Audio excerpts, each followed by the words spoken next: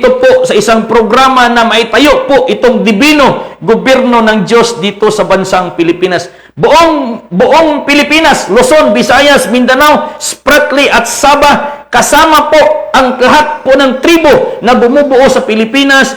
Sama-sama po tayo isigaw po sa buong Pilipinas na kinakailangan na po natin yung divine government of the Philippines. Hindi si politiko yung ating pag-asa. Hindi si politiko yung ating tagapagligtas ng bansa. Hindi si partido yung tagapagligtas ng bansa. Ang Diyos po, si Jehovah, yung tagapagligtas dito po sa ating bansang Pilipinas. Ang minamahal ng Diyos, ang pinili na bansa ng Diyos. Hindi politiko yung tagapagligtas ng buong Pilipinas.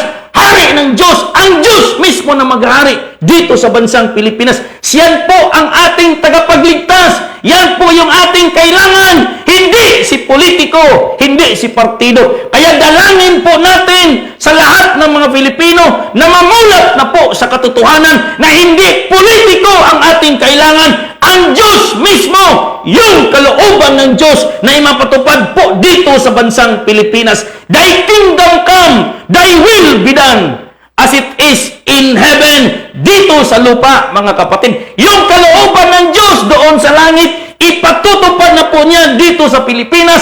Magmula po dito po sa Pilipinas at dyan po papalit sa Malacanang sa ating mahal na Pangulo by 2022. Yan po yung essence ng divine government of the Philippines.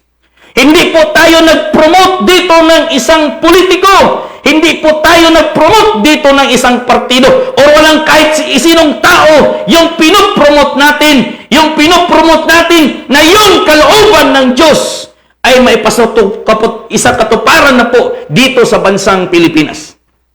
Kaya, wag po kayong manghinayang.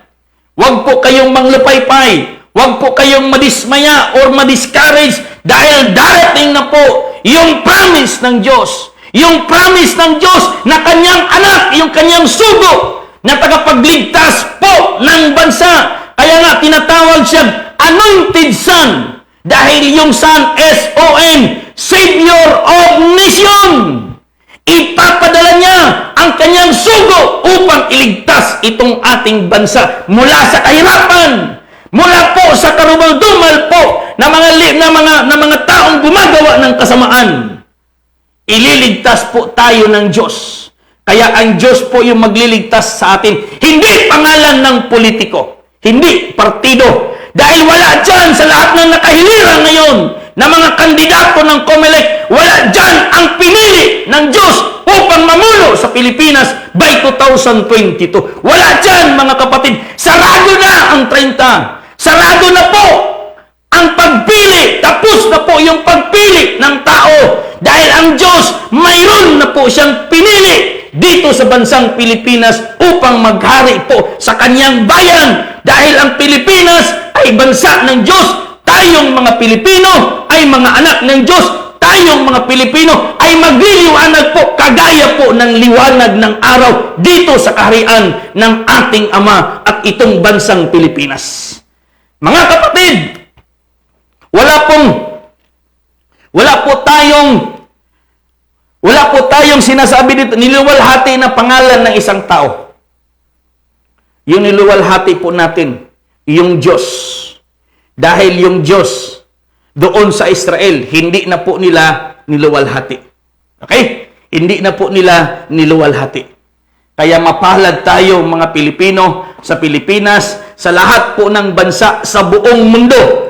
Tayo po ang bansang pinili ng Diyos na pagtatayuan ng kanyang trono dito po sa Pilipinas. Okay? Magandang hapon kay Kubi Andas. Magandang hapon, no? Mga grupo po ng Mindanao Divine Government Sub-State dyan po sa Mount Apo. Magandang hapon po sa inyong lahat. At magandang hapon kay Pastor Patrick Abalayan. Okay? Kasama po si maayong hapon, no? The Wonder... Hindi po ako Wonder Boy, Pastor Patrick. Okay? Huwag mong sabihin Wonder Boy. Magagalit yung mga nanonood sa atin dyan. Hindi po ako, huwag mong sabihin pong Wonder Boy kasi maraming nagtaka dyan. Hayaan mo na lang po silang magsabi sa atin na Wandering Boy. Okay? Magandang hapon din kay Brother Desert Fox or Romel Sikinya, no? Magandang hapon po sa inyong lahat. At kay Ma'am Evelyn Bactad at kay King Jerome Jesus Paglinawan Ligotom, no? Yung ating regional director po ng Kingdom of God dito po sa Davao Regions, sa Region 11. Magandang hapon, no? Kay Haring Jerome Ligotom na nanonood po sa ating kayo. Mga Ligotom family, magandang hapon po sa inyong lahat. Okay? So, ito na po mga kapatid. Yung matagal na po nating sinasabi. Thy kingdom come, thy will be done, as it here on earth, as it is in heaven. Matutupad na po yung kalooban ng Diyos. Anong ibig po sabihin ng matutupad na po yung kalooban ng Diyos? Meaning, itong larangan ng 2022 na eleksyon, hindi na po tao yung pipili upang magiging leader po ng bansang Pilipinas. Hindi na po tao yung masusunod sa pagpili ng Pangulo by 2022. Ito na po yung kalooban ng Diyos, mga kapatid. Ito na po yung kalooban ng Diyos na yung kanyang piniling leader ang masusunod. Hindi na po itong mga tao ngayon. Dahil mula 1935 hanggang 2016, hanggang 2019, ang tao yung pumili upang magiging leader po ng ating bansa. At yun po ay pinahintulutan po ng Diyos. Kagaya po kay Samuel. Sa panahon po ni Haring Saul, ang Diyos ay humingi, ang mga tao ay humingi ng hari doon sa Diyos. Bakit po? Bakit itong ang bansang Israel, humingi sila ng hari doon sa Diyos? Dahil yung kanilang leader, yung kanilang hukom, yung kanilang judges, mga kapatid, si Abia at saka si Joel, na anak po ni Propeta Samuel, ay hindi na po maganda yung kanilang pamamahala po sa bansang Israel. Kaya ang buong bayan ng Israel dumaing sa Diyos, humingi ng hari sa Diyos dahil yung kanilang leader, yung kanilang mga maghuhukom, mga kapatid, yung kanilang mga hukom, hindi na po naghuhukom na ayon sa kalooban ng Diyos. Dahil nababayaran na po, dinidistort na po nila yung katotohanan. Kaya yung buong bayan ng Israel humingi po ng hari.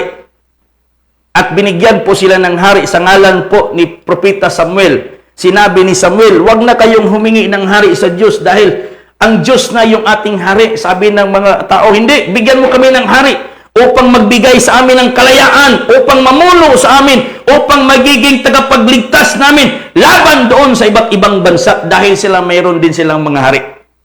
Sabi ni Samuel, hindi.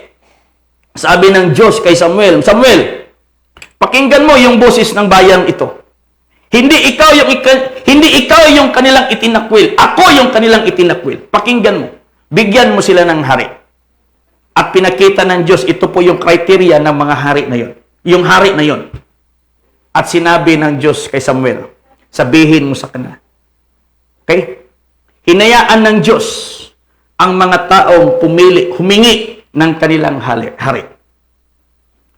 Inalaw ng Diyos. Kaya ang consequence po, mga kapatid, hindi na ipatupad ng hari na yun yung kalooban ng Diyos. At yun po si Haring Saul. Kaya habang si Haring Saul naghari-hari pa doon sa Israel, ang Diyos mayroon na pong piniling hari, kapalit ni Saul. Ang Diyos na yung pumili, hindi na tao yung pumili, ang Diyos na mismo.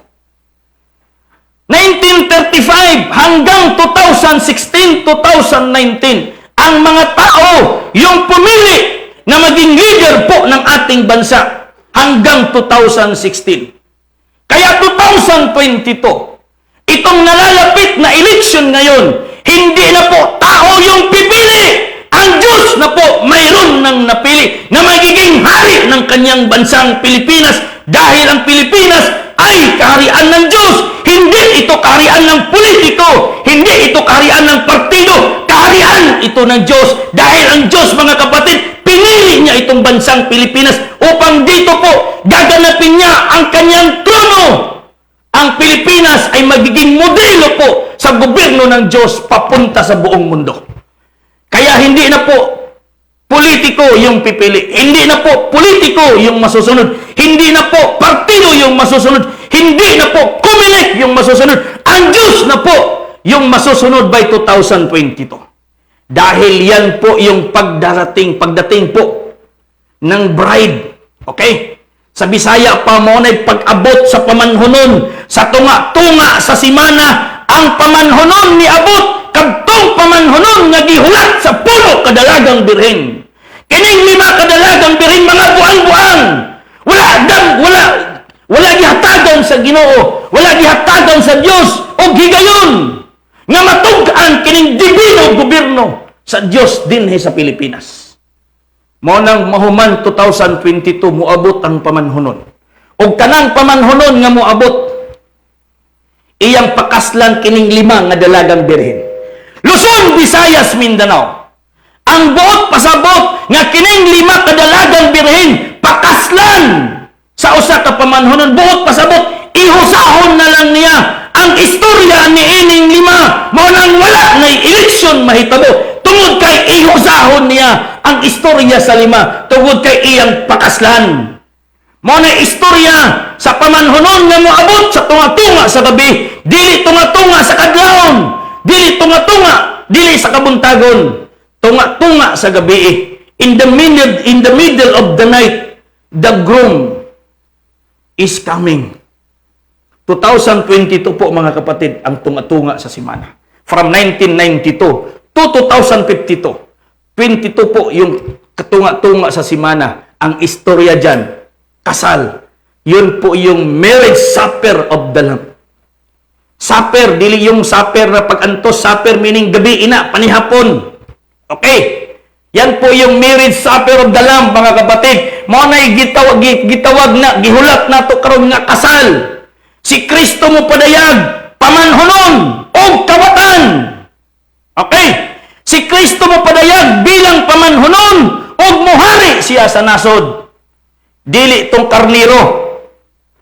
Mo nang mupadayag siya, ingon nga liyon sa banay ni Huda.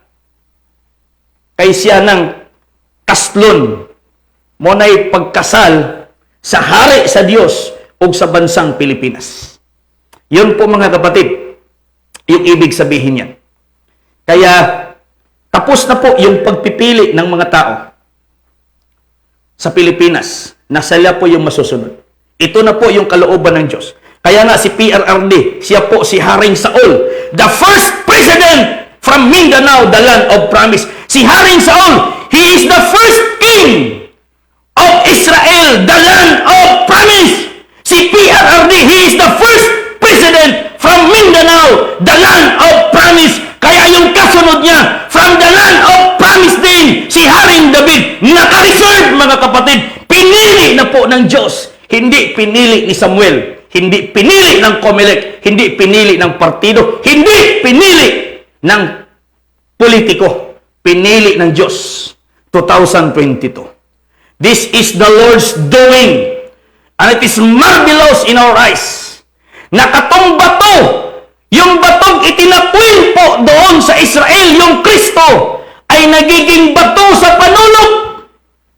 Nagiging wisdom tooth, mga kapatid. Bato sa pamag-ang. Kaya tingnan mo yung leon, nakangisi palagi. Pinapalabas niya yung kanyang bag-ang. Bato sa pamag-ang. Okay? Malalim yun, hindi nyo pa yun maintindihan, yung mga buzzers natin dyan. Hindi pa nila yan maintindihan. Magandang hapon kay Ma'am Florencia Tamparong. Okay? Magandang hapon po, Ma'am. Kay Brother Johnny Osorno Aligado. Bro, magandang hapon, no? Kay mga Aligado family, magandang hapon. Diyan po sa, parang nasa barko pa ito. Okay? Magandang hapon din kay mga Olip family. Okay?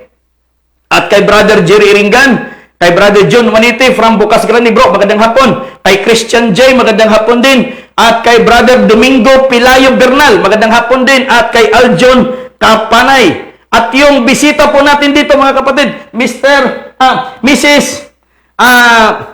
Magdalena Dumaog, no? Nandito po si Mrs. Magdalena Dumaog, kasama po natin ngayon. Okay? So, tuloy-tuloy po tayo, mga kapatid, sa hapon na ito. So, ito po, mga kapatid, yung itutuloy po yung ating tatalakayin. Kaya by 2022, kahit marami pang sabi nila, anong itong sabi ni Pastor Mangka, sabi niya, walang eleksyon 2022. Bakit marami nang nag-file ng COC? No? Kayong mga nag-comment dyan, ang tanong ko sa inyo, nag-eleksyon na ba? Okay, COC palang gani. Kumakati na yung mga kamay nyo dyan sa kakatatype. at sinabi nyo pang nagtatago na si Mangkal dahil sabi niya walang eleksyon. Bakit marami Ikaw ngayon na nagsasabi niyan, pinapahiya mo lang yung divine mentor mo. Hindi mo alam yung COC at saka eleksyon. Certificate of candidacy pa lang yun, ang yung nangyari na tapos wala pang eleksyon. 7 months pa mula ngayon, magkaroon pa ng eleksyon na hinihintay natin. Yung sinasabi ko, walang mangyayaring eleksyon. Hindi ko sinabing walang mangyayaring COC. Okay? Ang sinabi ko, walang mangyayaring eleksyon. Hindi ko sinabing walang mangyayaring COC. Ang sinabi ko, walang mangyayaring eleksyon. Tapos na po yung pagpipili ng mga tao. Ang Diyos na mismo, mayroon ng pinili, naka-reserve na po yan mula Mindanao, Leon ng Mindanao, Lumad ng Mindanao. Wala ng Pangulo, manggagaling sa Luzon. Tapos na, wala ng Pangulong manggagaling sa Visayas. Dito naman sa Mindanao ngayon, ang turno, pagkatapos ng Agila, Leon naman po ng Mindanao. Wala na sa Luzon, sa Visayas. Tapos na po yung kaharian ng Northern Kingdom. Nandito na naman po tayo sa Southern Kingdom. Okay? Yan po mga kapatid. Kaya, tapos na yung pagpili ng mga tao. Tapos na. Ang Diyos na mayroong pinili. Uupo na lang po mga kapatid yung kailangan. Sabi nila, bakit sinabi niyang walang eleksyon? Mayroon na nakasaad naman po dyan sa saligang batas. Totoo yan. Okay? Totoo yan mga kapatid. Nakasaad dyan sa ating saligang batas dahil hindi pa po yan. Hindi pa po yan na-amend yung batas na yan. Existing pa po yung 1987 Constitution po natin. Okay? Existing na po yung 1987 Philippine Constitution natin. Nakasaad dyan. Every 6 years, mayroon pong eleksyon. Totoo. Totoo yan. Kaya 1987 hanggang 2022. Ilang taon yan? Kung may calculator kayo dyan, ilang taon yan? 1987 hanggang 2022. 35 years po yan, mga kapatid. 35 years from 1987 hanggang 2022. Anong istorya ng 35 years? Balikan po natin. Noong 1934, gumawa po ng batas ang ating mga Filipinong abogado at isa na roon po si Dr. Hilario Camino Moncado bilang delegates po ng mga Constitutional Convention. Siya po, isa po si Dr. Moncado gumawa ng Preamble 1935 upang gamitin sa 1935 mga kapatid. Si Dr. Moncado po yung chairman noong 1934 upang mag-create po ng preambles po ng 1935. 1935 hanggang plus 35 years. 1935 plus 35 years. 1970. Binago ni Presidente Marcos yung saligang batas noong 1935. Binago niya sa 1970. After po 35 years. 1987. After 35 years, 2022. Mayroong malaking pagbabago ng saligang batas ng bansang Pilipinas mula democratic form of government to theocratic form of government. Kalooban na po ng Diyos ang masusunod dito sa bansang Pilipinas by 2022. Kaya walang eleksyon na mangyayari dahil ang Diyos mayroon na siyang napiling maghari sa kanyang kaharian dito sa bansang Pilipinas. At yan po yung pagdating ng pamanhunon. Okay? Yan po yung pagdating ng groom. Tunga-tunga sa gabi. Okay? Tunga-tunga sa gabi. Kayo diyang mga kasamahan ko dati sa Kingdom of God. Hindi nyo ito talaga maintindihan. Hindi talaga ninyo ito maintindihan. Dahil hindi ito. Inilingid ito ng ating guro na si mahal na Haring Filimon Villabuenza. Hindi niya itinuro ito noon dahil buhay pa po siya. Dahil kung siya po ay makarating 2022, magkakamali po yung Biblia. Dahil ang Biblia by 2022, darating ang groom. Kaya kinakailangan mawala siya by 2018 upang darating po yung groom. Dahil yan po yung sukat, yan po yung script, mga kapatid. Okay? Hindi yan naituro doon sa inyo sa ating panahon ngayon, habang buhay pa yun, habang nandyan pa ako. Hindi yan naituro. Dahil tapos na po yung kanyang turno. Okay? Mula 1931 hanggang 2018, yan po yung turno ng founder ng Kingdom of God. Yan po yung kanyang turno. Kaya ngayon, mga kapatid, nagpapasalamat tayo sa kanya dahil tinuruan niya tayo na itong Pilipinas ay kaharian ng Diyos. Ang turno naman ngayon, ipapatayo yung dibino gobyerno ng Diyos sa Pilipinas na kaharian ng Diyos. Yun po, mga kapatid. Kaya, yung sinabi nyo dyan, na matagal nang naitayo yung divine government dahil naitayo na yung 1982, ano kahilo? Kung sinabi mong divine government, 1982 pa nag-umpisa, ipakita mo sa akin yung mukha ng gobyerno ng Diyos na sinasabi mo matagal nang naitayo. Okay? Ikaw nagbabas dyan ngayon. Ipakita mo. Kung sinabi niyong divine government, ipakita mo ngayon. Anong mukha ng divine government na sinabi mong tapos nang naitayo? From 1982. No? Yung sinasabi dyan ni Arman Sanchez at saka ni Virgilio Pitzan na matagal nang naitayo yung divine government 1982 pa. Pakita nyo sa akin, anong mukha? Wala mo'y kalainan sa ibang relihiyon. Walang kaibahan yan sa ibang organisasyon na sinasabi nilang matagal na rin nilang naitayo yung divine government. Yung totoong divine government, doon sa Malacanang, ipatutupad yung batas ng Diyos. Itong batas ng Diyos, ito po yung saligang batas natin sa Pilipinas. Magiging saligang batas ng Pilipinas ang batas ng Diyos. Kaya nga, thy kingdom come, thy will be done, here on earth as it is in heaven. Thy kingdom come, here in the Philippines, mga kapatid. At yan po yung kalooban ng Diyos. Ang Pilipinas ay kaharian ng Diyos. So kung ang Pilipinas ay kaharian ng Diyos, yung magiging leader sa kaharian ng Diyos na Pilipinas, hari po yan ng Diyos. Hari ng Diyos, hindi hari-hari, hindi pangulo, hindi presidente, hari ng Diyos dahil ang Pilipinas ay kaharian ng Diyos. Okay? Yan po, mga kapatid, yung pinakasikreto dyan. Magandang hapon kay Ramel Carion at kay Ma'am Pangke Morris at kay Jonathan Lagruma Kalunsat. Magandang hapon po sa inyong lahat. Kay Ging Tarok, magandang hapon. Kaya, sa mga nagsasabi dyan, na nagtatago tayo, hindi po tayo nagtatago. Hindi nyo lang naunawaan yung sinasabi nyo. Okay? Hindi nyo lang naintindihan yung sinasabi nyo. Yung sinabi ko, walang eleksyon, 2022. Hindi ko sinabing walang COC. COC pa lang gani, grabe na mo nakabas.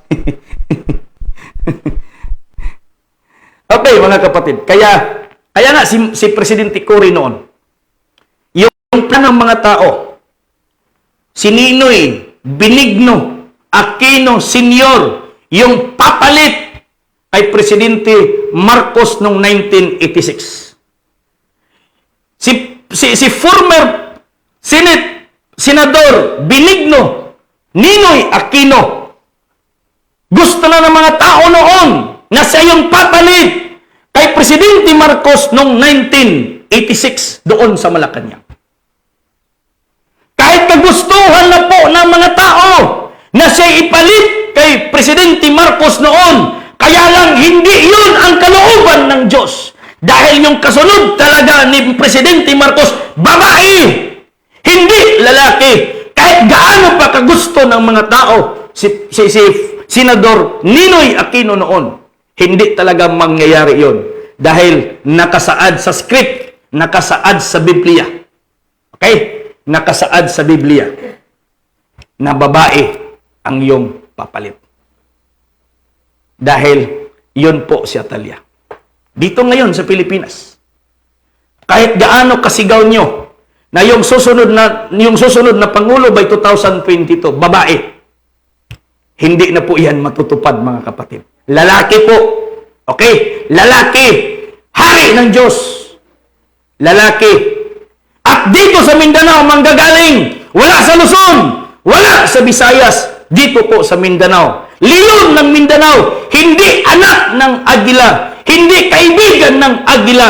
Hindi tuta ng agila. Leon ng Mindanao. Yung magiging leader by 2022. No? Yan po yung dalawang mababangis na hayop. Yan po yung dalawang mababangis na hayop sa Republika ng Pilipinas. Tingnan po ninyo yung logo ng Malacanang. Dalawa lang po yan. Ang mababangis na hayop dyan, agila at saka leon. Tapos na po yung turno ng agila. Nandito naman po tayo sa turno ng leon. Kaya 2022, magkita-kita po tayo. No? Kailangan pong tawirin po natin itong 2022 dahil ito po yung Jordan River po natin, itong 2022 na kinakailangan tawirin po natin. Kaya nga, yung sinasabi ko palagi nung nakaraang linggo, yung tumakbong Pangulo sa Pilipinas sa 2022, 97, okay? 97, 9 plus 7 equals 16. 9 plus 7 equals 16. Si PRRD po, ika-16 president po siya mula kay Aguinaldo. 16 mga kapatid, 7. 1 plus 6, 7. 97, 1 plus 6, 7. Itong 7 po, ito po yung mga 7 kapatid ni David na nasa harapan po ni Samuel. Itong 7 kapatid ni David nasa harapan po ni Samuel. At sinabi ni Samuel, kailanman wala dito sa 7 ito ang pinili ng Diyos na magiging hari sa Israel. Noisans po sila sa harapan ng Diyos. They are noisans. Kahit sikat pa sila doon sa panahon ni Saul. Dahil naglilingkod na po sila sa panahon ni Saul, mga kapatid. Pero noisans po sila sa harapan ng Diyos. Bakit? Dahil hindi po sila pinili ng Diyos, yung 7 na yon. Kaya sinabi ni Samuel, Isay, wala ka na bang ibang anak na wala dito? Sabi ni Isay, mayroon pa akong isang anak. Nandoon, yung bunso, nandoon sa labas, nagbabantay ng mga tupa. Sinabi ni Samuel, ipatawag mo siya. Kunin mo siya. Dahil siya na po yung pinili ng Diyos na magiging hari sa bansang Israel. Kaya sa mga nakahilira ngayon sa Comelec, wala dyan ang pinili ng Diyos. Kung nandyan man po yung mga pinili kagustuhan ng mga tao, nakahilira na po dyan yung kagustuhan ng mga tao. Pero yung kagustuhan ng Diyos, wala dyan nakahilira. Naka-reserve po, mga kapatid. Wala dyan sa listahan. Kaya tingnan po natin. Okay? Tingnan po natin. Dahil ito na po yung labanan ng totoong pananampalataya sa Diyos.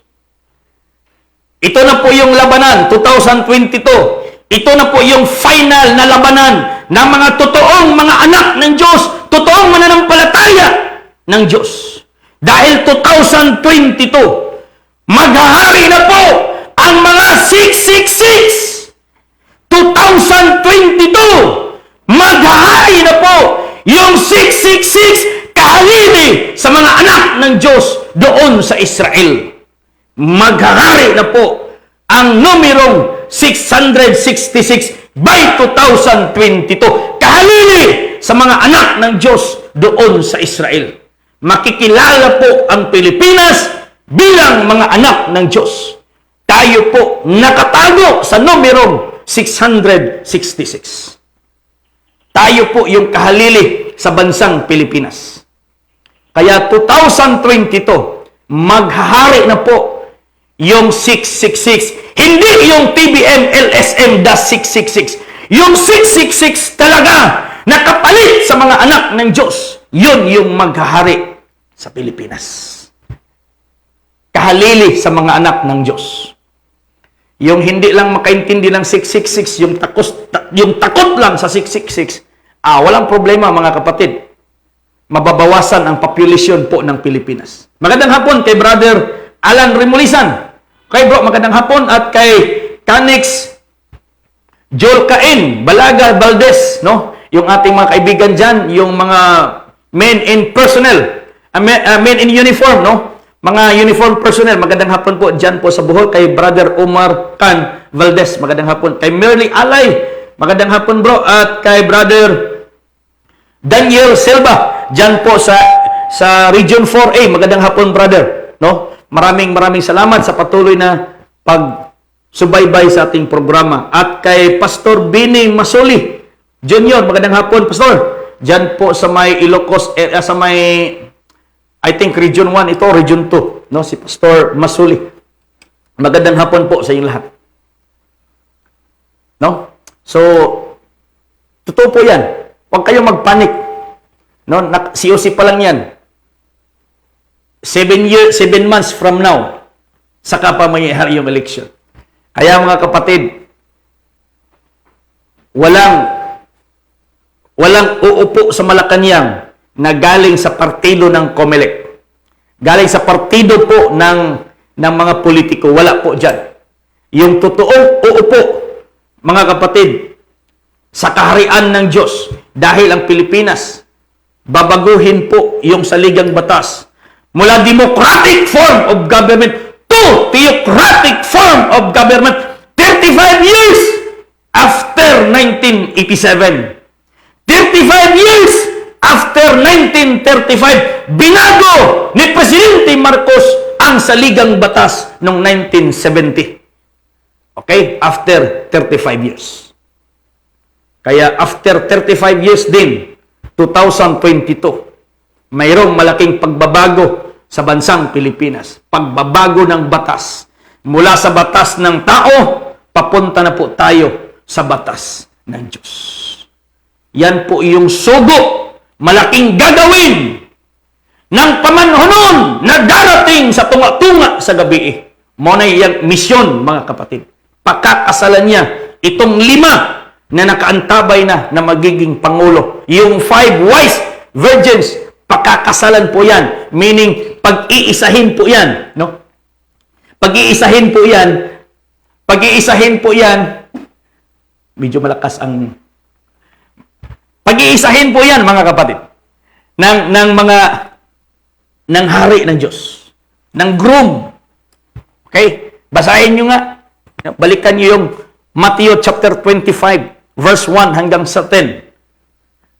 10 dalagang berhen dyan. Ang 5 wise, ang 5 ay foolish, mga kapatid. Yung 5 dyan, mga kapatid, naghihintay. Kaya hindi pwedeng 10 yung asawa ng groom. Okay? Wala sa script yung 10, hanggang 5 lang. Meaning, hindi rin yan literal na asawa. Kaya nga, si Magellan, 1521, March 16, nang dumating po dito po sa ating isla, doon po siya napadpad sa Limasawa Island. Meaning, Limasawa, 5 ang asawa. Limasawa Island. 2022, darating naman yung hari ng Diyos, aasawahin itong 5 wise virgins, pag-isahin na lang po niya. Kaya 2022, this is the big one, the chosen one, the only one, divine government of the Philippines. Pag-iisahin niya po yan. Kaya pagdating ni Magellan, 1521 hanggang 2022, 501 years. That is the big day of the Lord. Vicaribus Filii. That is the big day of the Lord. 1521 to 2022. 501 years. That is the great jubilee na mangyayari po sa bansang Pilipinas. Dahil yan po yung kasal ng kordero, mga kapatid. That is the marriage supper of the Lamb. Kasal po yan ng kordero. So yan po, mga kapatid. Kaya huwag kayong maligaw. No, akala nila dyan, nililigaw natin yung mga tao. No? Hindi natin nililigaw. Binigyan natin ng tamang direksyon. Binigyan natin ng tamang daan. Huwag magiging kampante sa isang daan. Huwag magiging kampante sa 2 daan. Magiging sa 5 daan. Huwag magiging kampante. Huwag magiging bumalik doon sa dating daan. Mayroong tamang daan. Patungo po dito sa kaharian ng Diyos sa Pilipinas. Kaya, bulahan ang nakasumpong sa masigpit nga dalan, yung maiksi, makipot na daanan. Kunti lang yung nakakita niyan. Kunti lang yung nakapasok sa makipot na daan. Pero yung ending niya, buhay na walang hanggan. Marami ngayong dumadaan sa malapad na daanan, sa highway. Pero yung ending niya, bangin po ng kamatayan. Kaya mga kapatid, basahin natin, wala pa tayong binasang Biblia, no? Pero yung mga sinasabi natin, nandoon yun sa Biblia. Pero wala pa tayong binasa ngayon na teksto, mga kapatid. Kaya 2022, mangyayari yung kalooban ng Diyos. Kaya ito po yung panawagan natin sa lahat po ng pastor. Okay? Yung inutusan ng Diyos ngayon, doon sa Israel, yung inutusan, Pharisee, Sanhedrin, Scriba, Sadduceus, and even high priest, mga pare, saserdote, sila po yung inutusan ng Diyos doon po kasama ni Jesus to build the divine government in Israel, to restore the divine government in Israel. Kaya nga, tinawag si Jesus na panday, karpintero. Okay? Si Jesus Christ, si Jesus, isa siyang karpintero. Bakit po karpintero siya? Dahil i-reform niya, i-restore niya yung batas ng Diyos doon sa Israel. Kaya nga, itong mga Sanhedrin, mga Pariseo, ito po yung kanyang builders. Okay? Ito po yung kanyang builders, itong 5. Dahil siya po yung engineer. Siya po ay karpintero.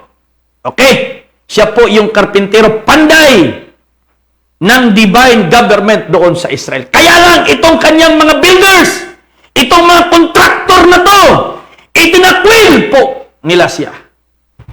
Kaya pinalitan ito, mga kontraktor na ito, itong mga builders na to. Pinalitan ngayon. Okay? Apostoles, propeta, evangelist, pastor, and teachers. 5 po. Hindi kasali yung pope. Hindi kasali yung cardinal. Hindi kasali ang bishop. Apostoles, prophet, evangelist, pastor, and teachers. Ito pong 5 ang inutusan to build the divine government in the Philippines. Dahil ang Pilipinas na ngayon ang kaharian ng Diyos.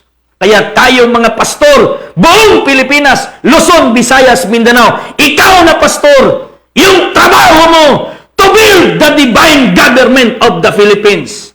Not to become leader of the politician, but to become leader of Jehovah, the living God, na mag-ahari dito sa bansang Pilipinas. No? Huwag kang magsaya-saya dyan na ikaw na leader, na pastor, na maging leader ka ng isang politiko. Gagamitin ka. Gagamitin ka lang nila. Pero dapat magsaya ka kung ikaw ay gagamiting isa sa builder ng kaharian ng Diyos dito sa Pilipinas. Okay? Kaya, yan po yung pinaka-mission po nating mga pastors, mga reverend, okay? Mga bishops. Kung may yung mga bishop lang na naging bishop, pero yung bishop talaga na mataas yung tingin sa sarili, yung kardinal at saka mga wala dyan. Hindi yan sila yung inutusan. Sila po yung nagkamali noon. Yung mga kardinal, yung mga saserdote, sila po yung dahilan, itinakwil nila si Jesus doon sa cross. Okay?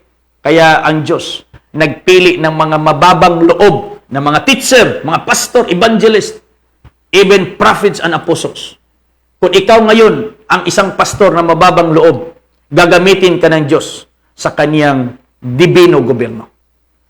Huwag kang magpagamit sa isang politiko. Huwag kang maging proud. Baka paglagay mo pa sa isang tarpaulin ng politiko na ikaw na pastor, baka kukunin na ni Lord yung buhay mo. Delikado. Dahil hindi mo nasumpungan yung plano ng Diyos dito sa bansang Pilipinas.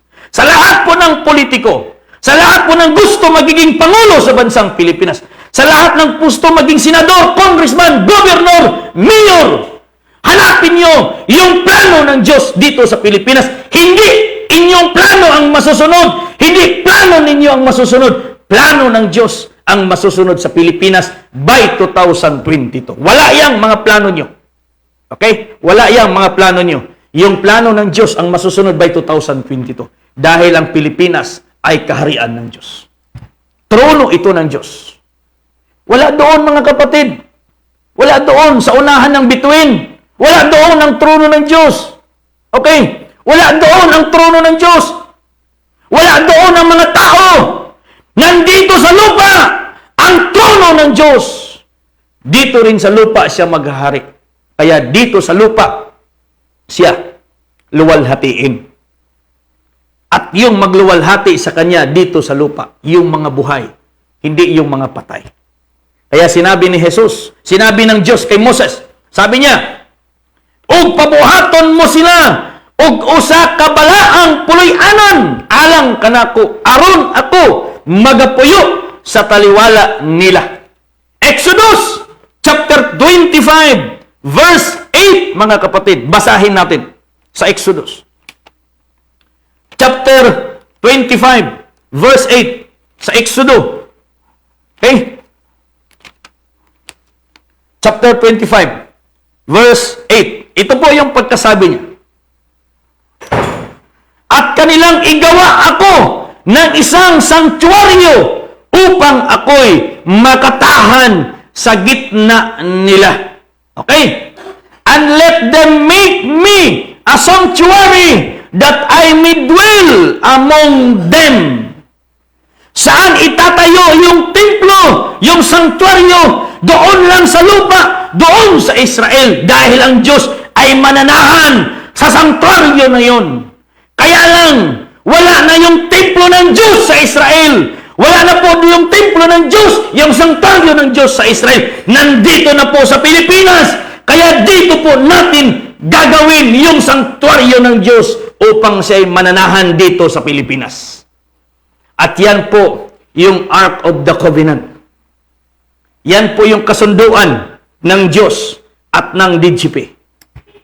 Yan po yung kasunduan ng Diyos at ng DGP na itatayo yung kanyang sanktuaryo dito po sa lupang pangako sa Mindanao. Kaya nakantabay na po yung divine will to prepare, to build the temple of the living God dito sa Mindanao. Yung sanktuaryo ng Diyos.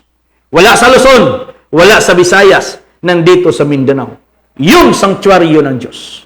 Dahil yung hari ng Diyos, taga Mindanao. Tapos na po yung turno ng Luzon. Tapos na po yung turno ng Visayas. Mahigit po, more than 90 years. Okay? Mula 1898 hanggang 2022, mga kapatid. 124 years. Turno po yan ng Luzon at Visayas. Kahit si PRRD po, kahit nakatira siya sa Mindanao, pero hindi siya anak ng Mindanao. Anak po yan ng Visayas. Kaya by 2022, anak na po ng Mindanao, yung magiging leader po sa Mindanao, Land of Promise. Dahil dito, manggagaling po yung tutupad sa promise ng Diyos sa Pilipinas. Kaya sabi ng Diyos kay Moses, igagawa mo ako ng sanktuaryo, hindi nagawa po sa panahon ni Moses. Nagawa po yan sa panahon ni Solomon. 480 years mula po nang sila'y nakalipas, 480 years ang nakalipas mulang sila'y lumabas po doon sa Egypt. Kaya nagawa po yung templo na sinasabi ng Diyos na sanktuaryo. Ginawa po yan ni Haring Solomon noong 967 BC sa positive millennium. Yun po mga kapatid, wala doon ang sanktuaryo ng Diyos. Pwede ang Diyos manahan doon sa unahan ng mga bituin. Pwede siyang manahan doon dahil sa Kanya din yun. Creation niya yun. Pero tayong mga tao, hindi tayo pwede doon. Dito tayo sa lupa. Kaya ang Diyos doon sa langit, bumaba dito sa lupa upang makisama sa ating mga tao. Kaya nga sinabi ni Jesus, Our Father, who art in heaven, hallowed be thy name, thy kingdom come, here on earth. No? Yan po yung kanyang, yung kaharian ng Diyos doon sa langit, ibababa dito sa lupa. Yung kalooban ng Diyos, yung batas ng Diyos doon sa langit, ibaba dito sa lupa. At sa lupa na ito, nandito po sa Pilipinas. No? Nandito sa Pilipinas. Yan po mga kapatid. Magandang hapon kay Precious Sukbot. No, diyan po sa may magandang hapon po kay Sawinhay Torres. Magandang hapon. No, mayroon po tayo mga 26 viewers, 26 million. Ay di, akala ko 26 million.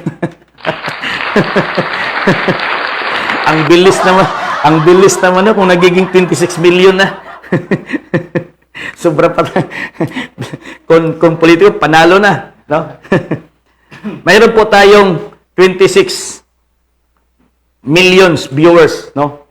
Sabihin nating millions dahil millions of spirit, millions of angels of the Lord ang nakantabay ngayon, nakareserve dito ngayon sa Pilipinas upang sila po yung ibubuhos ng Diyos na itong buong Pilipinas makakamtan, no? Maliliwanagan po sa totoong liwanag ng Diyos, dibino gobyerno ng Diyos. Nakareserve po yung mga invisible being na padala ng Diyos. Kaya nga sabi ni Jesus, sabi ni Propeta Joel, in the last days, God will pour out His Spirit to all flesh. Ibubuhos ng Diyos ang kanyang Espiritu sa lahat ng laman, hindi sa lahat ng buto. Okay? In the last days, ibubuhos ng Diyos ang kanyang Espiritu sa lahat ng laman, hindi sa lahat ng buto o sa lahat ng abo. Doon sa menteryo. Sa lahat ng laman, meaning tao, flesh, buhay, kumplito, makapagsalita, ibubuhos ng Diyos ang kanyang Espiritu sa mga tao upang makikita nila yung dibino gobyerno ng Pilipinas by 2022. Ngayon, yung ibubuhos ng mga politiko, pera, bilyon-bilyon, limpak-limpak na pera, ibubuhos po niya sa mga tao. Marami ng mga politiko ngayon, nagbubuhos na ng pera sa mga leaders, limpak-limpak na salapi, ibinubuhos na sa mga tao.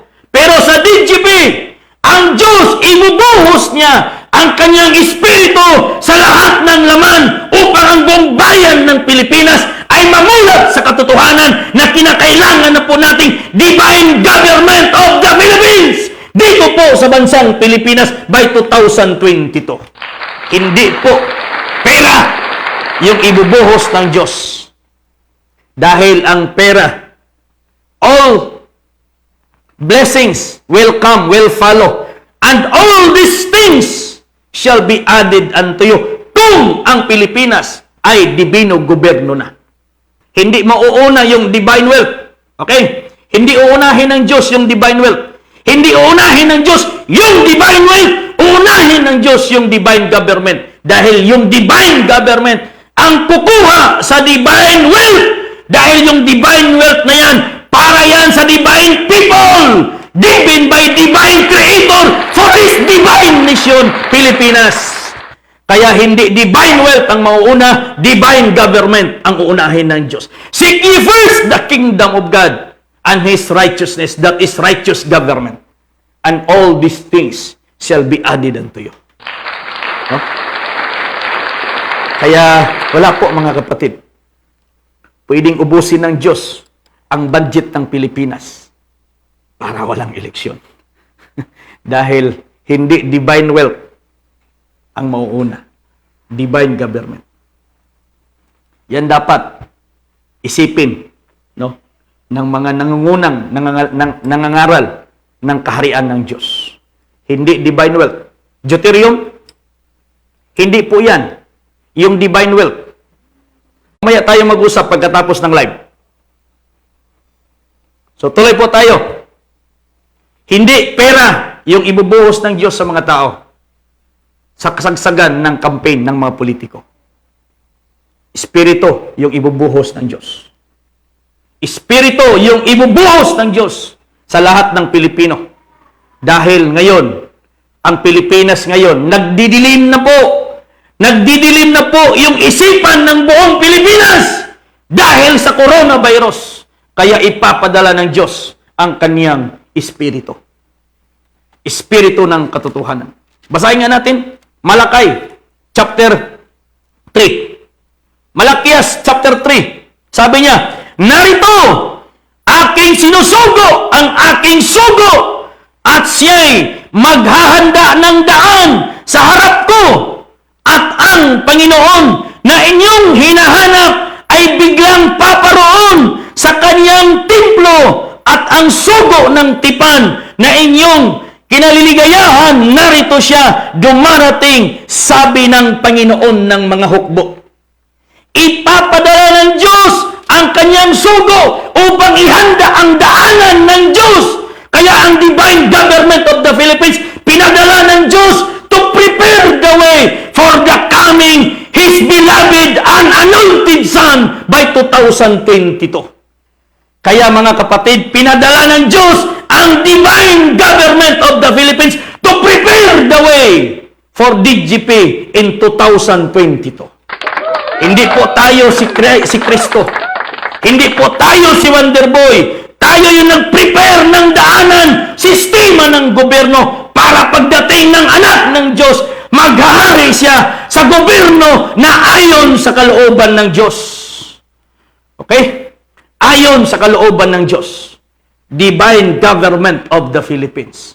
Divine government of God in the Philippines. Kaya mga kapatid, ito na po yung matagal na nating hinihintay. Basahin nga natin sa Bisaya. No? Kay Tagalog yun. No? Dito sa Bisaya, minsan sa Mindanao, mangluod na lang po ni atong mga kasamahang Bisaya kasi puro na lang tayo Tagalog. Pasensya muna sa mga Tagalog dyan. Kay Brother Ray Espinol, bro, magandang hapon, hindi ako galit. No? Kay James Dianon, magandang hapon din. Kay Madam Raquel Cabuberde, magandang hapon. At kay Brother John Juanite, magandang hapon po. Pasensya na po. No? Kay Brother Lolo Ogo, hindi ko muna masagot yung tawag mo dahil naka-live po ako. So, mamaya, usap tayo mamaya. Okay po, ito po mga kapatid, ito po yung sinabi niya sa Tagalog. Okay? Sa Tagalog, sa Bisaya. Aniya karon, ako nagapadala sa akong sinugo, og siya magaandam og dalan sa atubangan ko, og ang Ginoo nga inyong gipangita moabot sa hinalali sa iyang templo, og ang sinugo sa tugon si kinsa inyong gitinguha, aniha karon siya moabot na, nagaingon si Jehova sa mga panon. Kaya ang divine government of the Philippines, yan po yung magtatayo ng templo ng Diyos. Gobyerno ng Diyos yung magtatayo ng templo. Hindi po private, hindi po amot-amot yung pagtayo ng templo ng Diyos. Gobyerno ng Diyos yung magtatayo ng templo ng Diyos. Dahil may pera ang Diyos! At yun po yung divine wealth. Para yan sa pagtayo ng kanyang templo dito sa bansang Pilipinas. Okay? Yan po yung kanyang utos kay David. Yan po yung utos ng Diyos kay David. Basahin nga natin. Ezekiel chapter 37. Sabi niya, at malalaman ng mga bansa na ako ang Panginoon na nagpapabanal ng Israel sapagkat ang aking sanktuaryo ay nagpapasagitna nila magpakailanman. Noon sana yun kung si Jesus nagiging hari sa Israel. Magiging magpakailanman ang sanktuaryo ng Diyos sa Israel. Pero ngayon, buhat ng pinako nila si Jesus sa krus, wala na doon! Ang templo ng Diyos, wala na sa Israel. Nandito na sa Pilipinas ang templo ng Diyos dahil yan po yung templo ng kanyang mga anak na maghahari dito po sa Pilipinas. Wala na sa Israel ang templo ng Diyos. Nandito na sa Pilipinas. At yung templo ng Diyos, hindi itatayo yan ng private sector. Hindi itatayo yan ng kahit sinong founder or leader. Itatayo yan ng gobyerno ng Diyos. Kagaya po kay Solomon. Itinayo ni Solomon ang templo ng Diyos. Nang si Solomon ay naghari after 4 years sa kanyang paghahari sa Israel, itinayo niya yung templo ng Diyos. Kaya yung lahat ng sinasabi niya templo ng Diyos, hindi yan. Hindi official yan. Temple of the King yan. Bahay nyo lang yan. Bahay ng mga tao, bahay ng founder, bahay ng leader. Hindi yan ang templo ng Diyos. Dahil ang templo ng Diyos ang magtatayo. Gobyerno ng Diyos. Kaya ang Diyos nag-prepare ng divine will to build the temple of the living God. Dito po sa Mindanao. Sa lahat ng klima ng pera ng buong mundo, ng Pilipinas. Hindi plano nyo ang masusunod. Kahit ilang letter of instruction ang hawak nyo, wala dyan. Nandito po yung letter of instruction ng Diyos. Nandito po yung letter of instruction ng Diyos. No? Isipin nyo, kahit ilang beses pa kayong pabalik-balik doon sa World Bank, kahit sinong taong kausapin nyo, kahit sabihin yung 90%, 99% na lang, bakit mayroong 1% na hindi? Dahil yung 1% na yan po yung espiritu ng Diyos. Yan po yung espiritu ng Diyos na kumukontrol sa gusto niyong kunin na kayamanan. Makukuha ang kayamanan kung ang gobyerno ng Pilipinas, dibino gobyerno na. Kaya wala sa mga politiko ngayon. Sa lahat ng tumakbong pagkapangulo, mula matanda hanggang sa pinakabata, wala dyan ang nagprograma ng divine government of the Philippines. Kahit Deuterium pa yung kanilang sabihing programa, kahit lahat pa sila dyan, Lubintay City, ang kanilang gawing programa is Deuterium. Wala dyan ang plano ng Diyos sa kanila. Divine government ang plataforma ng Diyos, hindi Deuterium. Ang Deuterium, mga kapatid, dugo yan ng mundo. Ang Deuterium, dugo yan ng mundo. Yan po yung nagbibigay balance, ikot ng mundo sa buong universe, sa orbit po niya. Yan po yung nagbibigay ng buhay sa buong mundo. Kung kukunin mo yan, mawawala ang buhay ng mundo. Kagaya po ng tao. Kagaya po ng tao. Binubuhay tayo dahil sa dugo, pula at saka puti na dugo. Red blood at saka white blood cells. Kung kukunin ang dugo ng tao, ang tao ay mamatay. Kahit nandyan pa yung 7 spirit. Okay? Kahit nandyan pa yung 5 senses. Okay? Hearing, seeing, tasting, touching, and smelling. Plus blood and brain. Kung kukunin mo itong blood, kahit nandyan pa yung 6 na senses, mga kapatid. Kung wala yung blood, patay din yung tao na yan. Dahil blood is life. Bakit nandito sa Pilipinas? Sa buong mundo, bakit nandito po sa Pilipinas? Yung malaking deposito ng deuterium. Dahil ang Pilipinas po ang center of the universe. Ang Pilipinas po ang sentro ng universe. Nandito po ang Pilipinas po ang puso ng buong sanlibutan, mga kapatid. Kaya nandito yung pinakamalaking deposito. Pilipinas po yung nagbibigay ng buhay. Kagaya po, ang puso po natin yung sentro. Dito po umiikot yung dugo. Pula at puti, mga kapatid. Kaya ang Pilipinas, nga bakit mayroong malaking deposito ng deuterium? Dahil ang Pilipinas po yung puso ng buong universo. Okay? Kaya yung Deuterium, mga kapatid, hindi yan. Hindi yan yung promise na kayamanan. Hindi yan yung promise na kayamanan. Dahil pagmamay-ari na yan ng Diyos. Dahil wala pang Deuterium, kahit wala pang Deuterium, ang Pilipinas, pinakamayaman na pong bansa sa buong mundo. Hindi Deuterium, yung nagpapayaman sa Pilipinas. Ang mga lahat po, ang nagpapayaman sa Pilipinas, yung mga ginto, mga diamonds, lahat ng mga minerals. Yung Deuterium naka-reserve po yan. Sabi po, nang nag-usap po kami ng proponent po ng Deuterium. Si mahal na Haring Filimon Riam Bonanza, way back 2015, 16, 17, habang nag-uusap kami. Sabi niya sa akin, maglista ka ng beneficiary ng Deuterium dyan po sa Davao area. Okay? Maglista ka ng beneficiary ng Deuterium dyan po sa Davao area. Dahil maglista tayo, walang pipiliin, bata, matanda, hanggang 35 million upang makapanalo tayo ng presidente. Ang purpose ng listing upang makapanalo ng Pangulo by 2022. Pero hindi yan yung plano ng Diyos, mga kapatid. Divino gobyerno yung plano ng Diyos. Dahil kung wala kang malaking project, hindi lalabas hindi darating, papasok yung malaking pera ng Pilipinas. Yan po yung usapan namin. Sabi niya, dahil yan po yung gawin nating proyekto upang makapasok yung malaking pera, yung divine wealth dito sa Pilipinas, kailangan po natin yung malaking projects. At Deuterium, isa sa mga pinakamalaking projects. Pero hindi yan yung plano ng Diyos. Babalik ang pera sa Pilipinas kung ang Pilipinas divino gobyerno na dahil yung mga leader ayon na sa kalooban ng Diyos, hindi sa pamamagitan ng proyekto. Okay? Yan po, mga kapatid. Kaya ipapadala ng Diyos ang kanyang sugo to prepare the way para po ang kanyang kalooban matupad na. Sabi niya, behold, I will send my messenger, and he shall prepare the way before me. And the Lord whom ye seek shall suddenly come to his temple.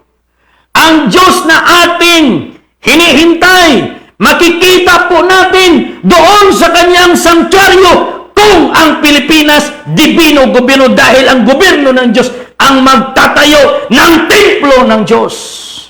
Yan po, mga kapatid, yung ibig sabihin na dyan. Dahil kung nandito na po sa lupa yung templo ng Diyos, anong sabi niya? Okay?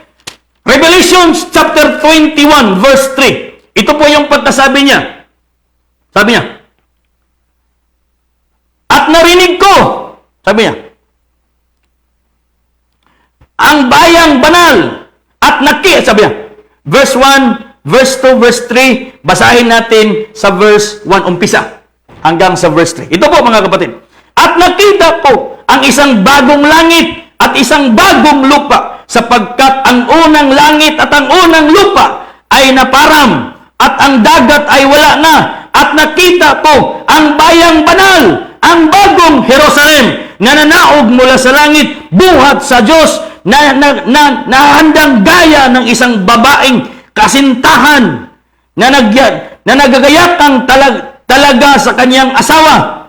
At narinig ko ang isang malakas na tinig na mula sa luklukan na nagsasabi, narito ang tabernakulo ng Diyos ay nasa mga tao at siya ay mananahan sa kanila at sila'y magiging mga bayan niya at ang Diyos din ay sa kanila at magiging Diyos nila. Saan makikita ang Diyos? Doon sa kanyang sanktuaryo. At yung sanktuaryo na yan, itatayo yan ng divine government of the Philippines mag-uumpisa sa 2022.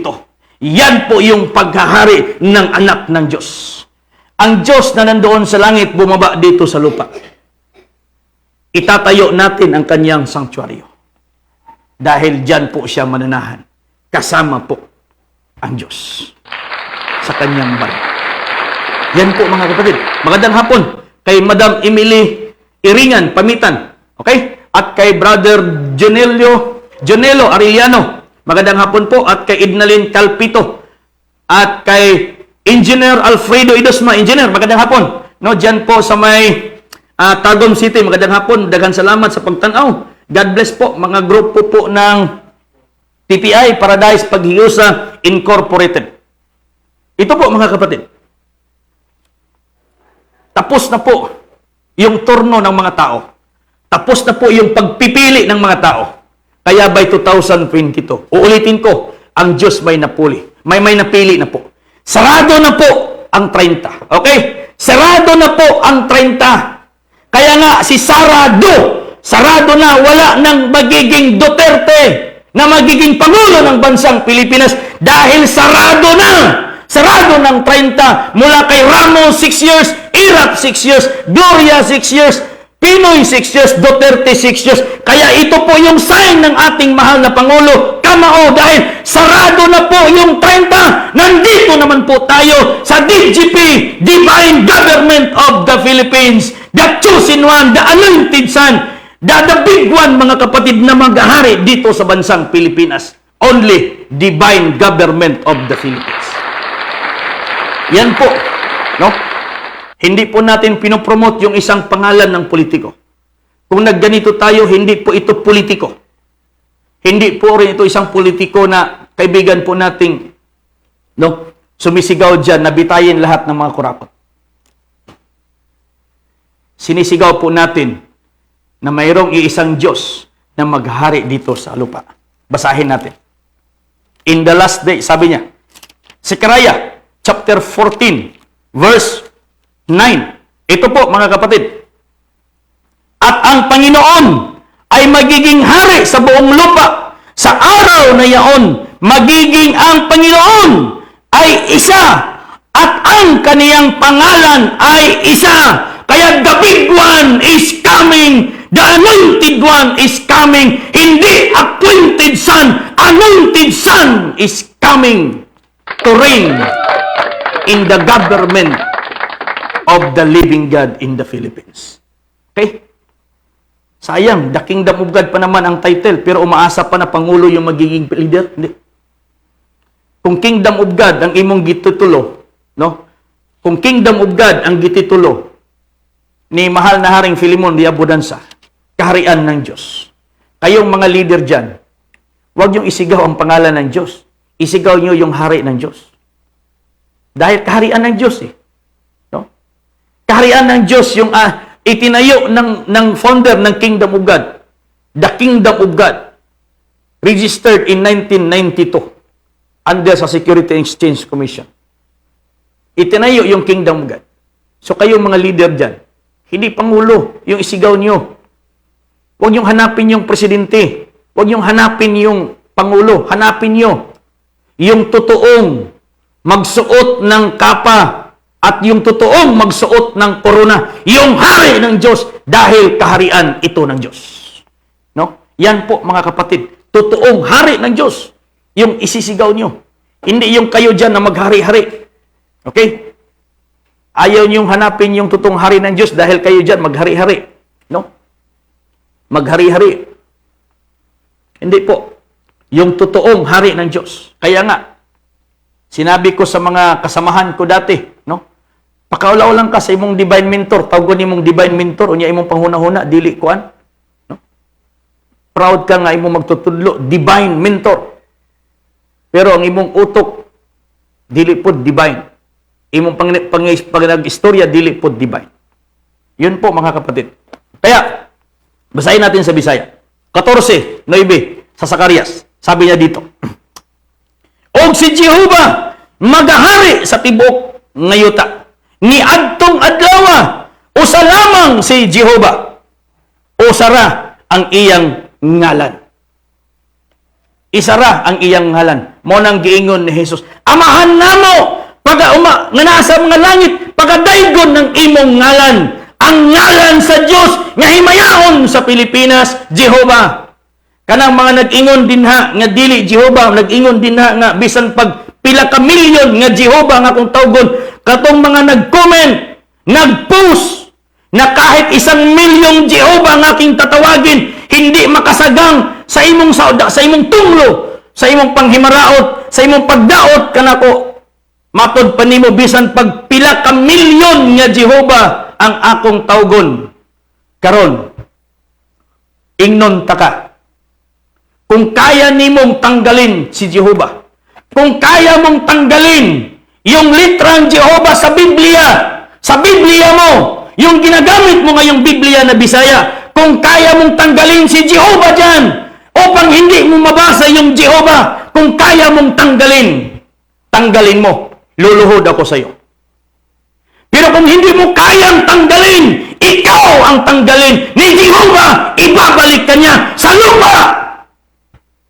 Huwag mong hagitin, huwag mong hamunin ang nag-iisang Diyos na si Jehova.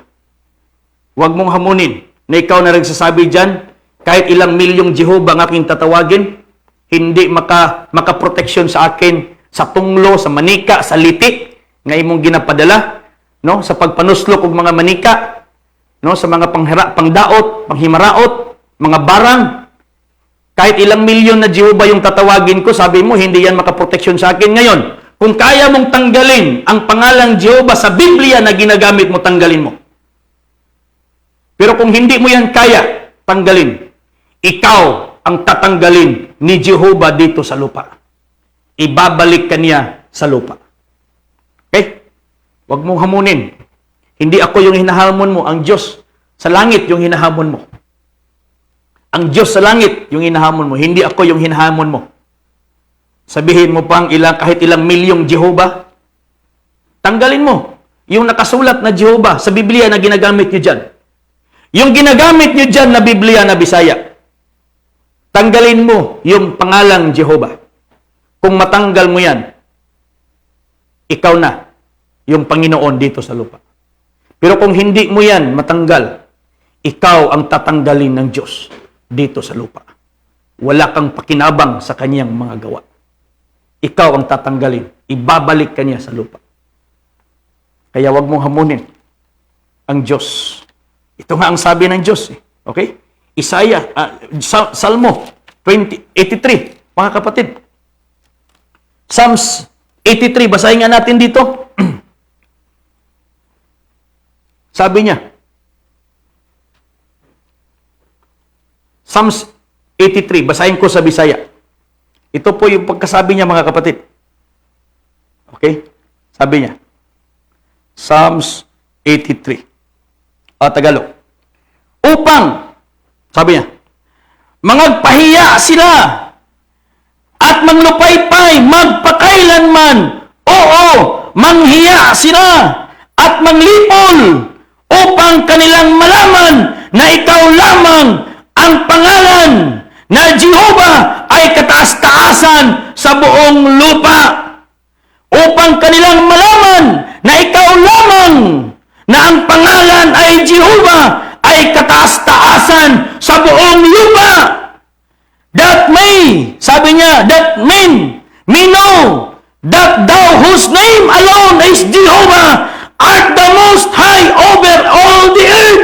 Kaya ikaw ngayon na nagsasabi, kahit ilang milyong Jehova ang aking tatawagin, hindi makaproteksyon sa akin, ikaw ang ibabalik ni Jehova sa lupa. Kahit ilang, sabi mo pa, ito po, sabi niya, Mateo, Salmo 83, versikulo 1, sabi niya, versikulo 18, Salmo 83. Baka sabihin yung Biblia ko, nagbutang but-but lang kung butang Jehova, kay sabi, kasagaran po, sa bang English version, walang Jehova na nakasulat. Pero basahin nyo sa King James Version, mayroon pong Jehova dyan, Salmo 83, verse 18. Ito po, mga kapatid, sabi niya, ibutang sila sa kaulawan, kaya ikaw karon nga nag-ingon, ibutang sila, ibutang ikaw sa Diyos sa kaulawan, o kagubtangan sa pagkaluya sa walay katapusan, oo, libuga sila, o pasagdi, nga mga matay, aron sila makaila, nga ikaw lamang kansang ngalan mao si Jehova, ikaw lamang ang hataas uyamot ibabaw sa yuta. Kaya sabihin mong ilang milyong Jehovang tatawagin ko? Tawagin ko talaga yan. Dahil yan po yung author ng DGP, Divine Government of the Philippines. Kaya, huwag masyadong magbataas sa sarili. Ang akala mo kasi ikaw na yung Diyos eh. Ang akala mo sa sarili mo, ikaw na yung Panginoon. Gusto mong lahat ng Filipino luluhod sa'yo, lahat ng mga pastor luluhod sa'yo. Wag. Gusto mo lahat ng mga turo mo, kainin namin. Tapos sabihin mo pa, wala kami mga utak, yung mga utak namin galing sa basurahan. sabi pa ng kardinal, bakit daw yung mga bishop niya yung palagi kong kasumpaki sa FB. Alangan. Yung mga bishop niyong mga walang mudo, yung pumapasok dito. No? Akala niya siguro nakatungtong sila sa Karabaw, Karabaw na po sila. No? Akala nilang mga langaw sila, nakatungtong sila ng Karabaw, Karabaw na rin yung kanilang pag-iisip. Sila yung pumasok dito sa live ko. Tapos galit ka na binabanatan ko yung mga bishop mo. Sabihin mo pa, bakit hindi kayo haharapin ko? Kung pumasok kayo dito, harapin ko kayo. Pero bakit ko kayo gagalawin? Hindi naman kayo nang hilabot sa kuha. Kung sino mang hilabot dito, yung mga bishop mo, kung ayaw nyo, manumbalik yung mga bangayan. Kung ayaw nyo manumbalik yun, pagsabihan nyo yung mga bishop nyo, yung mga kardinal na walang mga seminar, no? Kardinal na walang mga seminar, pagsabihan nyo. Kardinal, baka mo nyaway mga seminar, pakaulaw. No? Kung ayaw nyong matamaan kayo ng, pagsabihan yung mga tauhan nyo dyan, no? Na huwag nilang subukan. Kasi sabihin nyo pa na paliyon-liyon. Kung sabihin ko kung kayo yung buaya dyan, no? Kayo yung buaya dyan, kasi kayo yung nagangkon nga, kayo yung dato pagbuaya eh. Kayo yung nag-angkin na kayo yung dato pagbuaya. So kayo talaga yung buaya ng Mindanao. Kayo yung nakatira sa barangay Dao. No?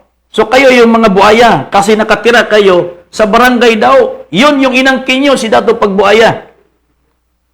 So, tingnan nyo anong mangyayari sa buaya. Kakatayin yan. Lalapain yan. Kaya nagdala ng kayo ng mga sungkod o mga bunal. Huwag lang masyadong magmata sa sarili. No? Wala ako nang hilabot sa inyo ha. Kayo ang nang hilabot. Kayo yung mga pumapasok sa aking mga post. Nagtaka yung mga kasamahan natin sa DGP kung bakit ganun po yung mga post ninyo sa aking mga post. No? Kung gusto niyo hindi malintikan, okay? Huwag kayong papasok-pasok. Akala niyo kayo na yung totoo. Akala niyo lahat ng tao payuyukuin niyo sa inyo. No? Kaya, huwag tayong magkasubukan. Dahil kilala ko na kayo, dahil dyan din ako galing. Kilala ko kayo, dyan ako galing, huwag niyong kailangan na magkasubukan tayo dahil kung gusto niyong manahimik sa isang barangay, sa isang lungsod, pagpuyo na lang mong malinawan. Ayaw mo pang hilabot. Okay? Kaya ang DGP, kahit kailan, yung DGP, hindi nangingialam sa inyo. Pero lang kung kami inyong pakikialaman. Sabihin niyo pa, no? Davao Generic Pharmacy yung DGP. Sabihin pa ninyo, DGP, Davao Generic Pharmacy. Mayroon pa yung una, no? Dapitan, no? Godly people. Kung dapitan man lang, hindi man natin kinukutsa yung buong bayan ng dapitan. Totoo, maraming mga buutan sa dapitan, pwera lang sa inyo. Totoo yung dapitan, shrine park yung dapitan, pero kayo dyan, hindi ko talaga kayo matawag na shrine. Totoo yung dapitan, shrine. Pero kayo dyan, wag yung isipin na kayo rin ay shrine. Okay? Tapos sabihin nyo pang, kung dapitan, godly people, unsa lang na yung Davao? Ano na lang mangyari sa Davao kung sabihin kong Davao, genuine people? DGP, Divine Government of the Philippines. Wag yung sabing Davao Generic Pharmacy kasi kailangan nyo talaga yung gamot. Kailangan nyo talaga yung gamot. Kung sabihin yung Davao Generic Pharmacy. Kailangan nyo talaga yung gamot ng pag-iisip. Okay? So, ganito lang. Kaya wag na tayong magkasubukan pa dahil hindi ko talaga kayo uurungan. Okay? So, tuloy-tuloy tayo. Ipapadala ng Diyos. Ikaw na nagsasabi dyan, kahit ilang milyong Jehovah Adwata, hindi mo alam yung Adwata? Yan yung Diyos na tinatawag namin sa tribong Blaan. Jehovah Adwata. Tapos sabihin mo, kahit ilang milyong Jehovah Adwatang tatawagin ko, hindi yan makaproteksyon sa akin. Ngayon, hamunin kita. Kung kaya mong tanggalin yung pangalang Jehovah mula Genesis hanggang Malakias. Okay? Kung kaya mong tanggalin yung pangalang Jehovah mula Genesis hanggang Malakay, lahat ng DGP yuyuko sa'yo. Pero kung hindi mo kaya, mas mabuti pang manahimik ka na lang dahil ikaw ang tatanggalin ng Diyos dito sa lupa. Okay? So tuloy-tuloy tayo mga kapatid. Salmo 83 verse 18. Limang ka na, gihagit ni mo di basahon na ko alang sa imo ha. Mapapahiya sila at manglupaypay magpakailanman. Oo, mga hiya sila at malilipol sila upang kanilang malaman na ikaw lamang na ang pangalan ay Jehovah ay kataas-taasan sa buong lupa. Kaya Zacarias chapter 14 verse 9, og si Jehovah magahari sa tibok nga yuta ni adtong adlaw, usa lamang si Jehovah, usara ang iyang ngalan. The big one of Jehovah is coming by 2022. Kaya wag mo, hindi naman natin dinidiscriminate yung ibang pangalan, katawagan ng Diyos dyan. May mga Yahweh, may mga Yahweh, may mga Elohim. Ninirespeto natin yan. May mga Allah, ninirespeto po natin yan dahil ang Diyos hindi lang po. Bawat tribo, maraming katawagan po ang Diyos. As long as yung creator ng universe, ng heaven and earth, yung tinatawag mong Diyos. Wala tayo mga kapatid. Pero ikaw na sabihin mong kahit anong gusto mo, ikaw yung tawagin kong Diyos? No? Sus Maria Josep. Inaw na lang tag pineapple Diyos. No? Mango Diyos, pineapple Diyos, lemon Diyos. No? Diyos. Kaya sana matauhan ka na. Wag masyadong magpataas sa sarili. Kasi paano ka itataas ng Diyos, ikaw nandoon sa taas? Ibagsak ka talaga ng Diyos. Pero kung ikaw ay magpakumbaba, itataas ka ng Diyos. Pero kung ikaw ay magpapataas sa iyong sarili, ibabagsak ka ng Diyos. Kasama ng mga bituin na babagsak 2022. Kaya, kung gusto mong magkita pa tayo harap-harapan, magkasulubong ng harap-harapan, hindi layo kay baking, mamurag libat, sobra pa sa libat, kapila giliso ang liyog, para lang makatubang, inikasugat. No? Kung gusto mo yung maganda yung trato ko sa inyo, ayusin nyo yung pananalita nyo. Okay? So, basahin muna ngayon natin dito. Yung mga nag-comment dito, magandang hapon. Okay.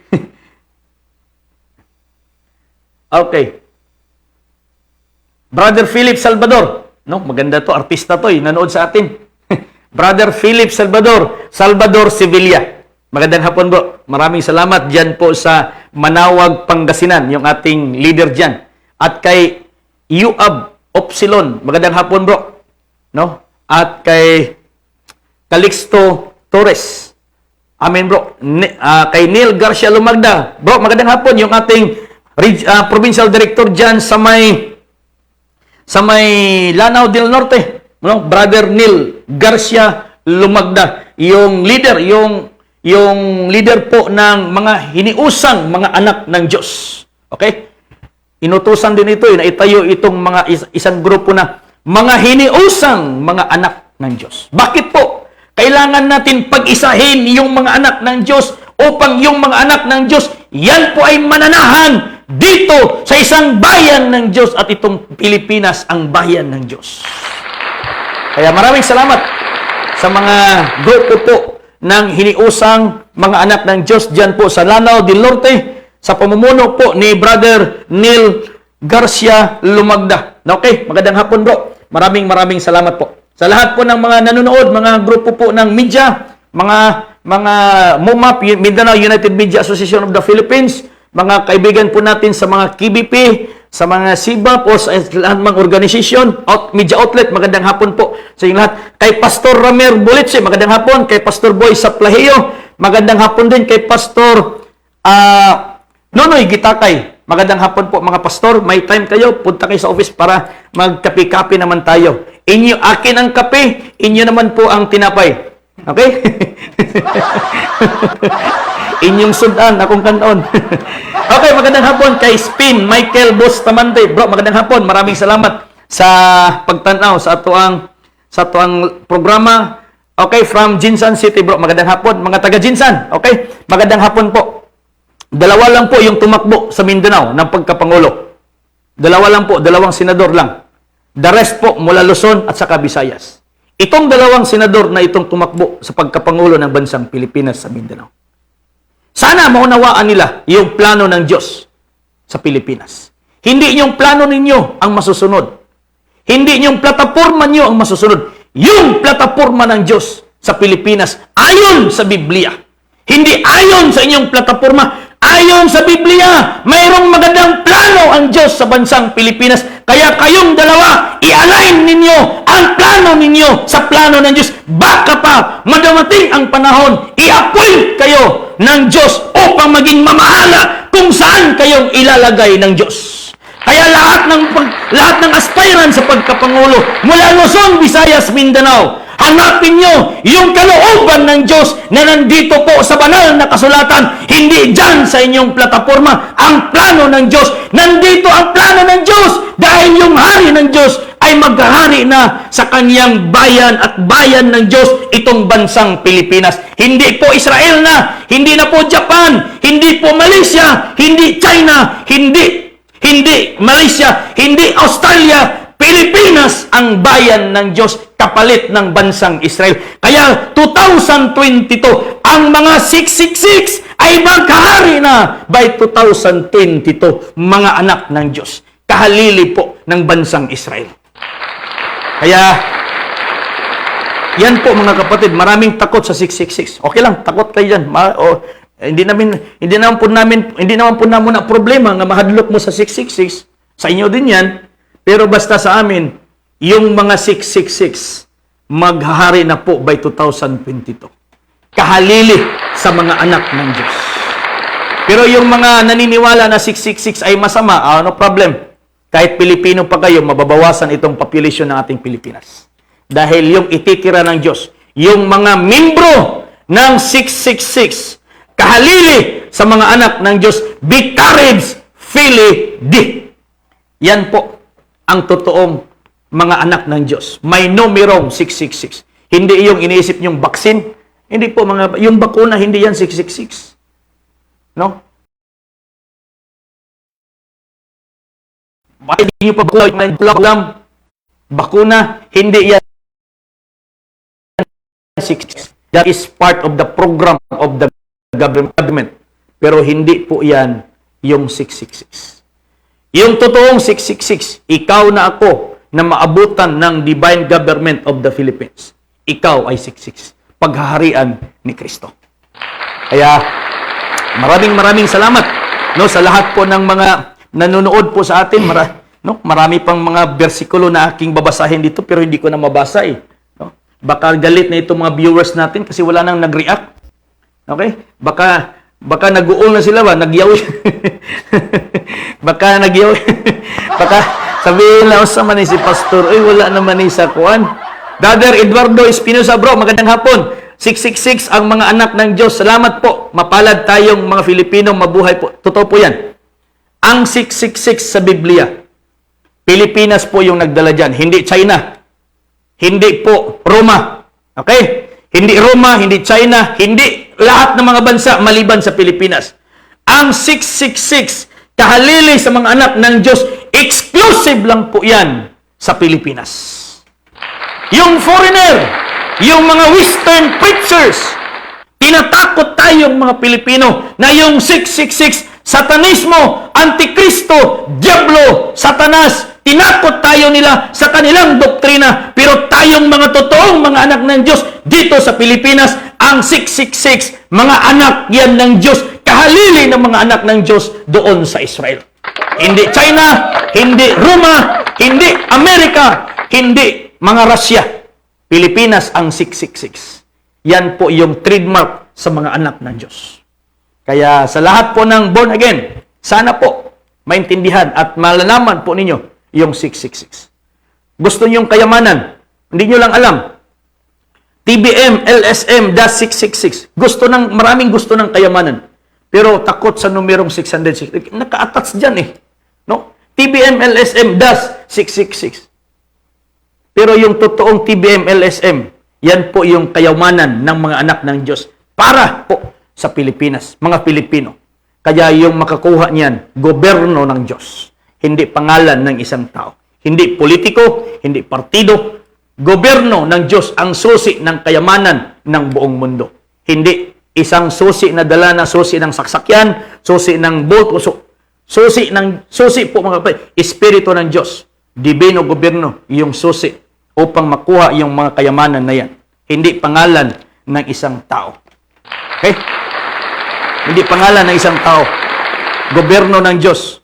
Yung susi ng kayamanan na yan. Basahin ko dito ulit. Dito tayo matatapos. Sabi niya, Malakay. Narito aking sinugo, ang aking sugo at Panginoon. At ang Panginoon na inyong hinahanap ay biglang paparoon sa kaniyang templo. Si Kristo, mga kapatid, hindi na babalik. Si Kristo na ating hinihintay, na palaging pinapangaral ng ating mga ninuno noon na babalik si Kristo. Sa Pilipinas, hindi babalik si Kristo sa Pilipinas. Bakit? Dahil kailanman hindi niya tayo iniwan. Bakit niya tayo babalikan? Hindi tayo iniwan ni Kristo. Ang Israel ang iniwan ni Kristo. Kaya sila ngayon ang naghihintay na babalikan ni Kristo. Pero tayong Pilipinas, hindi tayo babalikan ni Kristo. Bagkus tayo ang kanyang paghaharian dito po sa Pilipinas. Hindi siya babalik dahil mula nang umalis siya sa Israel, nandito na po siya sa Pilipinas. Yan po mga kapatid, no? Sayang. Sana po na nalaman na po ito ng mga tao noon, wala pang pandemic. Pero at least okay lang. At least okay lang. Dahil ang pandemic po, itong COVID-19, this is part of the elimination round of God to eliminate yung mga anak na hindi karapat-dapat makasama sa Ama sa kanyang paghari. Kaya DGP, Divine Government of the Philippines, this is the government of the Father and His Son, not the government of the Father and Daughter, but this is the government of the Alpha and Omega. Kaya mabuhay po ang lahat po ng nanampalataya sa DGP. Mabuhay po ang lahat po ng naniniwala sa DGP. Kaya ang ating kaligtasan, hindi pangalan ng isang politiko. Ang ating kaligtasan, hindi pangalan ng isang partido. Ang ating kaligtasan, hindi pangalan na nakahilira dyan sa COMELEC. Ang ating kaligtasan ay ang Diyos na maghahari dito sa bansang Pilipinas. At magdarating na po yan, 2022. Yan po yung ating kaligtasan. Yung anointed Son. Son is O-N. Savior of nation. Yan po yung anak.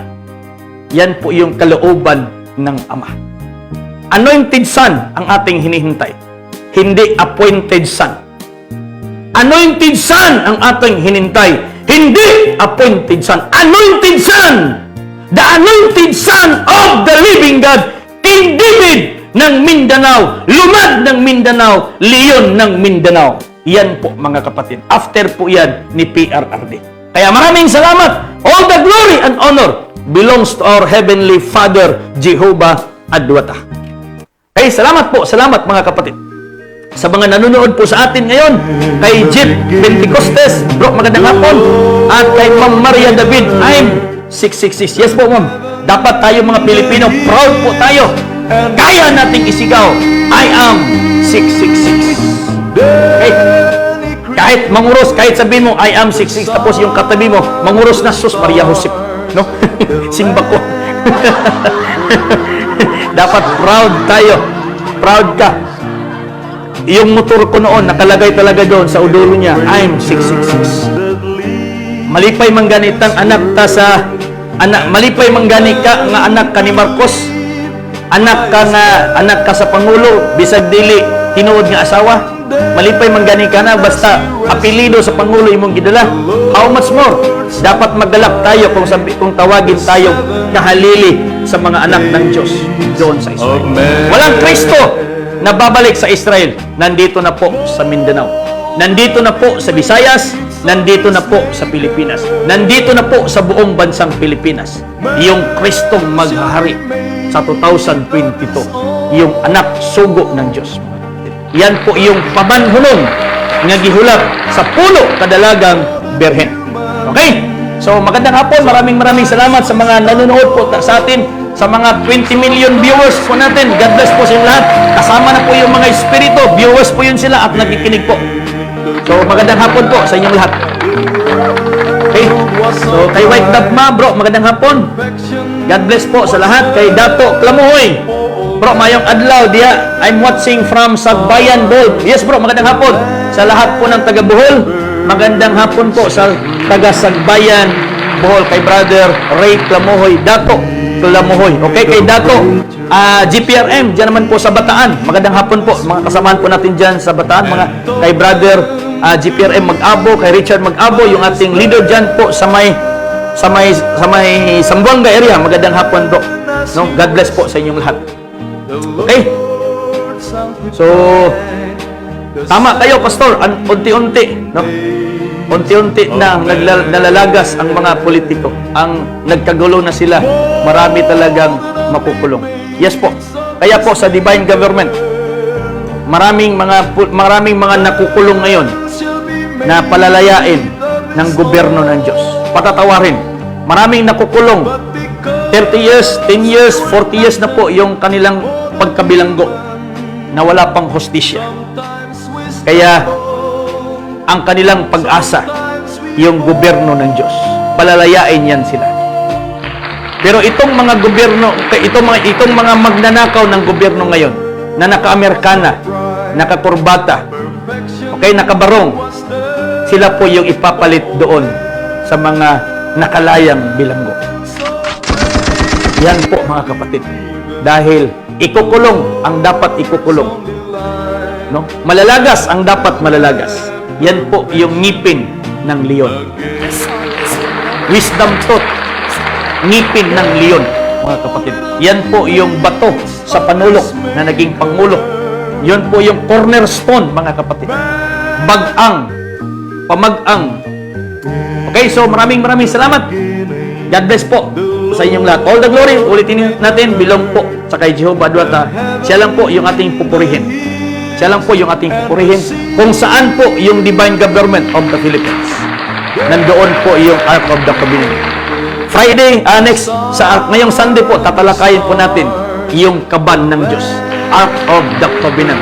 Because DGP is the Ark of the Covenant. Ito po yung kasunduan natin sa Diyos. Ipatutupad yung kanyang kautusan, yung kanyang mga sugo, yung kanyang mga kabalauran, tulmanon, o mga sugo dito sa bansa. Kaya, God bless! And magandang hapon po sa lahat po ng mga nanonood sa atin. The Lord sanctified the 7 days of man. Molded on the image of his maker, man shall be made of his own. But because we were not Okay, maraming salamat kay Pastora Tuka Emilita Liop dyan po sa may Albay, no? Legazpi Albay. Magandang hapon. Good afternoon, Pastor Gani. Okay? So, magandang hapon po. Kay Lumad Ugtal. Ako, no, Pastor, support po ako sa DGP. Kaya lang, naguguluhan ako sa Revelation chapter 13. Huwag kang maguguluhan, kapatid. I-pray mo lang na mayroong maka-explain yan sa'yo. So hindi yung mga nasa Biblia, hindi yan natin dapat kaguluhan. I-pray po natin yung wisdom, kaalaman mula sa Diyos. Dahil nandito na po yung espiritu ng katotohanan na magbibigay po sa atin ng buong katotohanan. So maraming salamat, no? At okay, maraming salamat kay Luman og Bukidnon area. Okay, nandyan po si Brother Jubert Sanchez Torres, no? Siya po yung leader natin dyan sa DGP. Siya po yung makapagbigay sa iyo dyan ng informasyon patungkol po sa Revelation na chapter 13 verse 18. So nandyan po, i-contact mo lang si Brother Jubert Sanchez Torres para mag-usap-usap kayo dyan at may paliwanag sa iyo po yung Revelation na yan. Okay? So God bless po, God bless sa lahat. Lord sanctify the 7 days of man.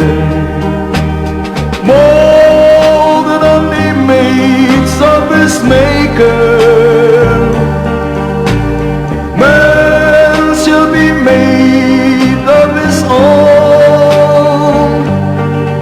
But because we were nothing more than human, sometimes we stumble, sometimes we fall. In the beginning, the world was so bright, perfection was there for all men.